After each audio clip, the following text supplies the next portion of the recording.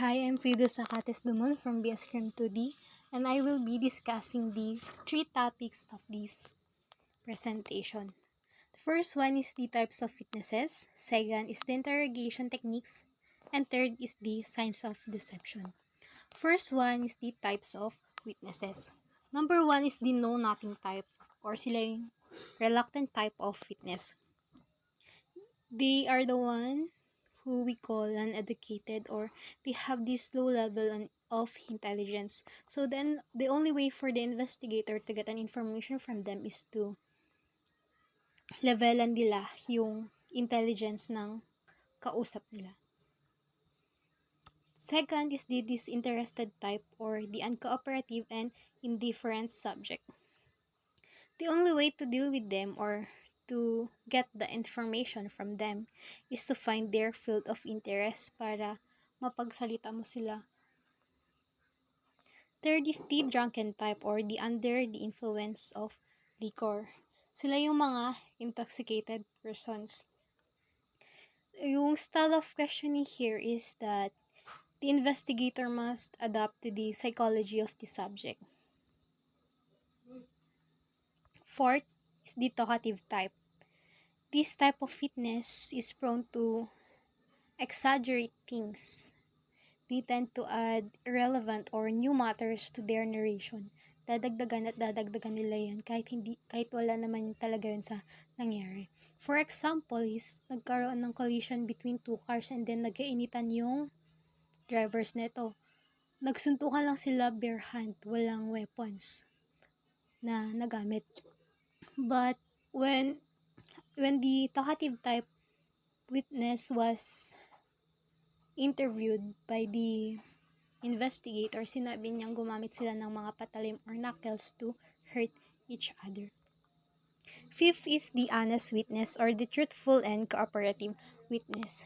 Dito, hindi na mahirapan mangalap ng information ng investigator kasi ibibigay na nila yung mga nasaksihan nila mismo. Sixth is the deceitful witness, or the liar type of witness. So, in order for the investigator to know whether this witness is lying, is he has to repeat the question several times until his story will contradict each other. The seventh one is the timid witness, or the shy witness. The only approach that the investigator will use is the friendly and reassuring confidentiality of their info. Dapat friendly yung pag-approach dito ng investigator. And kailangan niyang patunayan na reassuring siya and yung mga informations na makukuha sa kanya is confidential. 8 is witness who refuse to answer. Sila yung mga mahihirap na subject kasi nga hindi nila ibibigay talaga sa iyo yung information na meron sa kanila. Kasi may reason. So, you have to find out the reason bakit ganon yung personality nila.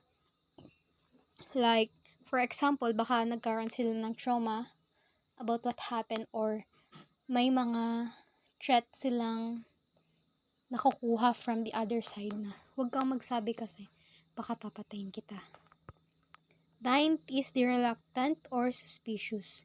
He or she has an information on your case but is reluctant to share it. This mainly has reasons.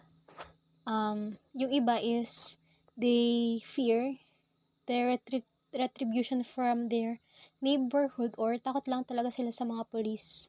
Kaya ayaw nilang mag-share ng information. Last type of witness is the hostile witness. Sila talaga yung mga ayaw na magbigay ng mga informations to the investigator. Next is the interrogation techniques. Number 1, emotional appeal. In here, the investigator must create a mood that is conducive to confession. Dito, gagamit siya ng friendly approach sa subject para yung subject willing siyang magbigay ng mga information kasi nga he was treated in a kind way. Second is the sympathetic approach, in where the investigator extends to the offender an opportunity to regain a portion of his or her lost dignity. Dito, the investigator offers a technique of morally neutralizing the crime. Ang parang dito makikisimpat siya yung, or sasabihin dito ng investigator na alam kong ginawa mo lang yun. Alam kong sinaksak mo lang siya kasi nga you're only defending yourself from him. Kasi nga, he was physically and emotionally abusing you. Third one is the Matt and Jeff, or yung tinatawag natin na sweet and sour technique. This technique it consists of two investigators with opposite character. Dito, si Matt is the arrogant and alam niyang guilty na yung subject, kaya wala na siyang uubusing oras para paaminin yung subject niya. The second one naman is si Jeff. Siya yung friendly and sympathetic and kind. When Matt is not present, Jeff will advise the subject to make a quick decision and plea for cooperation. Fourth is the pretense of solid evidence against the accused. Dito magpapanggap yung investigator, sasabihin niya sa subject niya na kahit hindi mo naaminin sa akin na ginawa mo yan, marami na akong ebidensya na nagpapatunay na ikaw ang pumatay kay Mr. Juan de la Cruz. That's the pretense of solid evidence against the accused. Fifth is feigning contact with family members. Dito naman sasabihin naman ng investigator sa subject niya na binisita ko na yung pamilya mo and may mga nakalap na akong information laban sa'yo, mga facts na kaya mong gawin ang mga bagay na iyan. Sixth is the stern approach. Dito naman, the questions are answered clearly. Kasi yung investigator, gumagamit siya ng mga harsh words para makakuha ng response from the subject. Seventh is removing the ethnic or cultural barrier. Dito, ang gagawin ng investigator is, if Ilocano ang kanyang subject, this investigator will use Ilocano kasi nga yun lang ang naiintindihan ng subject niya. 8 is searching for the soft spot. Dito, ang gagamitin naman ng investigator dito is yung pamilya ng subject. Parang alalahanin mo naman yung pamilya mo kapag hindi mo sinabi sa amin ang totoo.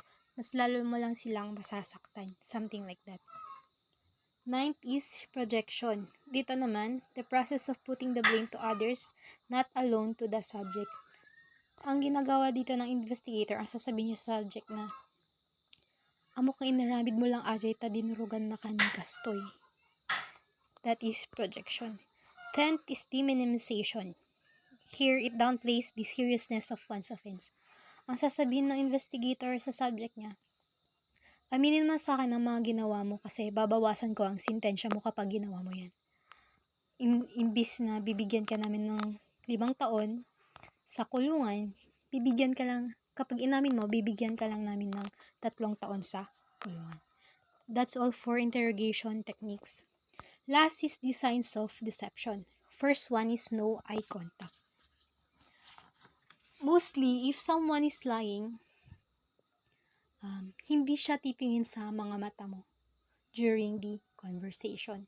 That's a sign of deception. Second, change in voice.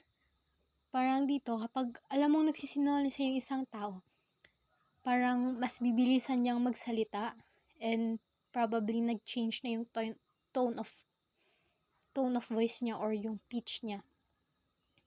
Third is the unusual body language.